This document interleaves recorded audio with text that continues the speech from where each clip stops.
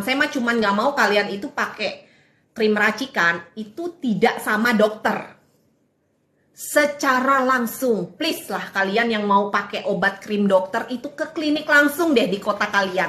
Janganlah beli-beli di online. Terus siapa yang ngawasin? Siapa yang ngawasin? Kecuali itu di online kalau orang udah sekali beli krim di blok. Ya, jadi mau beli krim racikannya lagi udah nggak bisa. Nah, itu mungkin oke lah. Oke lah, dokternya masih bisa evaluasi tuh. Jadi pada saat nggak bisa beli lagi, kalian otomatis kan harus ke dokternya lagi kan. Nah, tapi kan kalau di online gimana cara ngebloknya? Kalian akan bisa beli terus kan? Ngerasa cocok pada saat kalian ganti krim yang lain, nggak cocok lagi, jelek lagi kulitnya. Saya cocok sama krim yang racikan itu, gitu. Terus siapa yang bisa ngawasin kalau di online?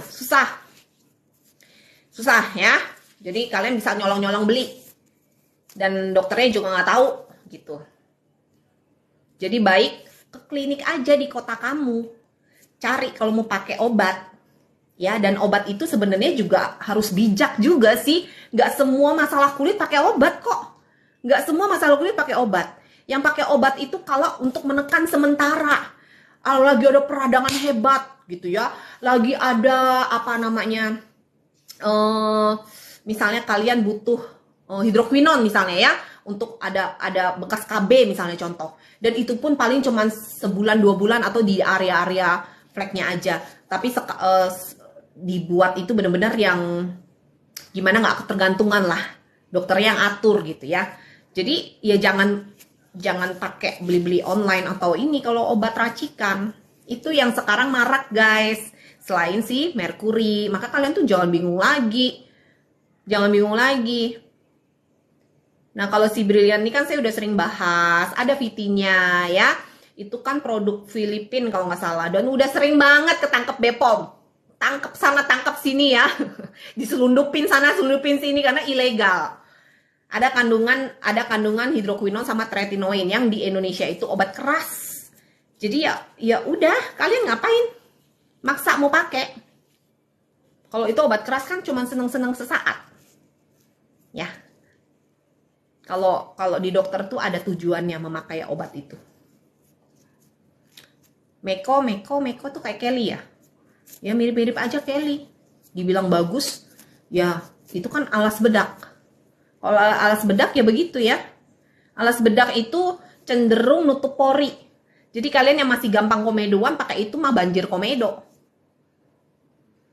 Ya, yang jerawatnya on off cuma sementara hilang, nanti keluar lagi gitu.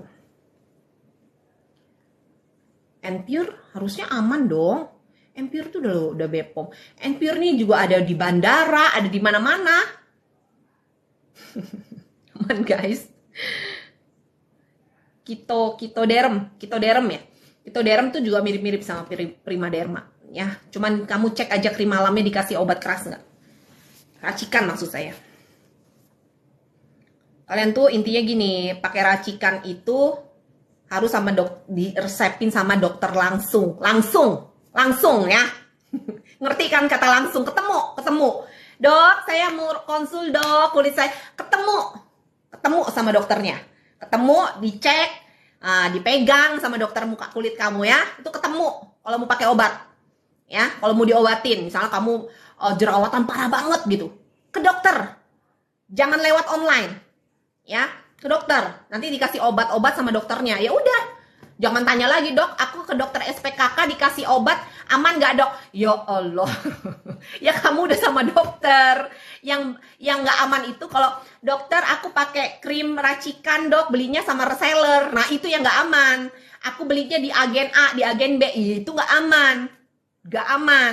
Tapi jangan tanya saya, "Dok, aku pakai krim racikan dari dokter." Ketemu sama dokter, ketemu dok gitu, dikasih, apalagi dokternya SPKK. Ya Allah Tuhanku, jangan tanya lagi ya. Jadi yang pakai nama klinik-klinik tapi dijual bebas obat racikannya itu tetap aja penyalahgunaan obat keras ya.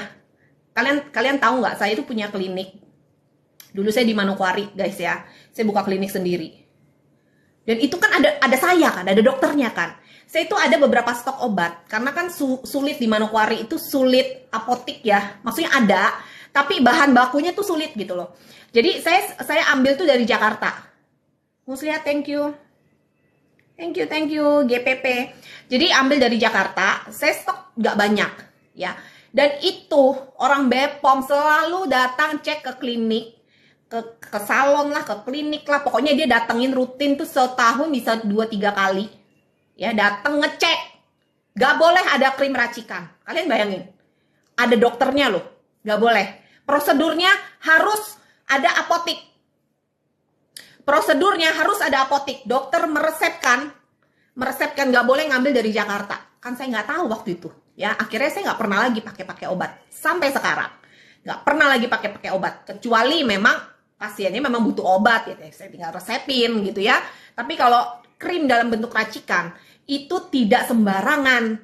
Di klinik juga kalau nggak ada apotiknya itu juga salah. Itu bisa disita. Ingat nggak kasusnya dokter siapa ya? Di Natasha kalau nggak salah ya. Itu kasus juga kan. Nah, seperti itu. Jadi ada prosedurnya. Salah prosedur juga salah. Ditangkep, didenda. Ya guys ya, apalagi ini yang enak banget ngejualnya gitu. Ini krim klinik, katanya gitu kan. Ini krim apa. Ini krim. Diselip-selipin untuk di malam gitu. Dah, kayaknya saya jelasin kayak gini terus kayak kalian udah pinter banget. Mungkin yang follower saya yang baru ya, orang-orang baru yang baru kenal saya ya, kalian bisa belajar lagi. Banyak banget VT saya yang udah saya share, itu membahas semuanya tentang keamanan ya, gimana kita harus memilih skincare yang aman, caranya gimana gitu ya. Karena kulit manusia, kulit kita ini kan kulit sel hidup, paham ya, sel hidup. Namanya sel hidup itu bukan kayak tembok yang asal cemplak-cemplok doang. Sama, semua tembok diperlakukan sama. Ya kan? Tembok kamar mandi, tembok kamar, tembok di ruang tamu. Sama aja di plester gitu, dicat gitu kan, sama perlakuannya. Nah, kulit manusia kan punya banyak macam. Jenis kulitnya beda, ya ada berapa? Ada berapa macam? Belum lagi masalahnya. Jenis kulit manusia ada 5 ya, normal, kering, sensitif, berminyak, kombinasi itu kering berminyak. Ada 5, belum lagi ditambah masalahnya, jerawat, kulit sensitif berjerawat, kulit sensitif kering, macam-macam lagi tuh. Ya, apalagi kalian yang saya berminyak dok, kulitnya komedonya banyak, jerawatan, ada fleknya banyak banget sama bekas jerawat. Yolo diborong semua ya kan. Nah, itu gimana tuh penanganannya? Awalnya harus bagaimana? Awalnya gimana? Berminyaknya. Nih ada masalah kulit nih ya. Kulitnya berminyak banget. Komedoan, jerawatan, ya. Ada flek. Ada bekas-bekas jerawat juga. Udah bisa kebayang? Udah bisa tuh wajahnya sepenuh apa ya? Sekusam apa? Istri thank you. Sekusam apa, ini apa, seheboh apa tuh ya? Ada 5 macam ini. Terus yang ditangani apanya dulu nih? Nggak apanya dulu sih. Yang difokusin apanya? Si berminyaknya. Kontrol minyaknya. Minyak kulitnya dikontrol. Pakai apa dok? Sabun yang ada salicylic acidnya. Bisa nggak? Bisa. Membantu banget. Ya, yang kalau sabun untuk acne, saya ada datang ke Indomaret, Alfamart kan saya juga suka lihat-lihat tuh ya. Ada banyak kok yang nyiapin sabun buat khusus acne prone ya, berbagai merek di situ.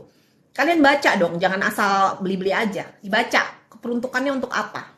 Nah, itu biasanya kalau untuk acne prone, ada untuk jerawat gitu ya. Biasanya itu ada kandungan salicylic acid.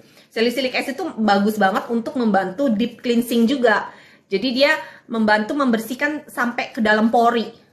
Jadi kalian yang berminyak banget itu supaya nggak banyak sumbatannya lah, seminimal itu dengan pembersihan dulu nih, ditangani ya kan. Nah setelah itu apa? Setelah itu kalian pakai moisturizer, perlu nggak? Dengan kondisi 5 itu perlu moisturizer nggak? Kulitnya berminyak banget.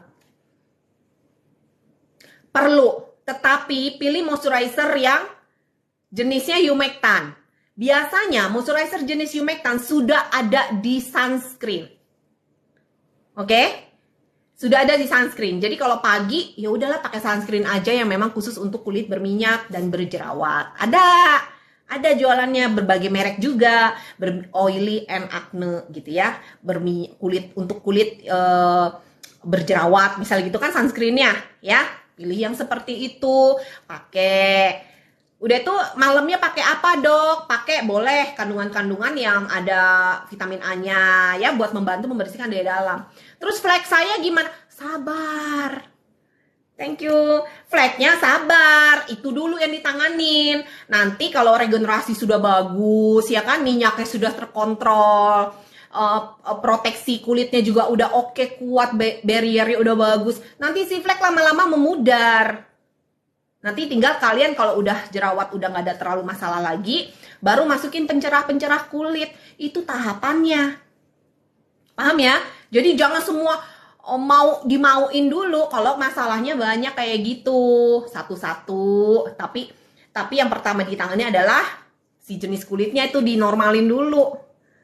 Dikontrol dulu. Kalau itu udah terkontrol, ya kan, dia udah membuat satu lingkungan kulit itu semuanya sudah nyaman, nanti si bakteri juga udah mulai tenang ya kan, nggak nginfeksi mulu dia kerjaannya, dia tenang gitu kan. Terus kulit radang-radang juga udah pada kempes, udah baik kulitnya, barriernya juga lama-lama kokoh kuat gitu. Regenerasi sel kulitnya, eksfoliasinya juga terjadi dengan bagus. Desquamasi maksud saya pelepasan sel kulit matinya ya itu terjadi juga sangat bagus. Regenerasi sel kulitnya juga sangat baik gitu. Ya udah lama-lama noda-noda juga bakal keangkat. Makanya kalau kalian yang punya jerawat nih, yang orangnya nggak banyak neko-neko deh, ada bekas jerawat 1-2, lama-lama hilang nggak sih? Nggak usah jerawat deh, ada luka di tangan, ada bekasnya, lama-lama hilang nggak? Lama-lama hilang nggak bekasnya? Hilang kan? Hilang. Begitu juga prosesnya. Cuman kan kita ini kadang-kadang kalau di muka di ngaca lagi, ini kapan hilangnya kok noda-noda semua? Nggak sabaran. Akhirnya pakai macem-macem. Ya, malah mukanya jadi merah gitu. Itu banyak kejadian seperti itu.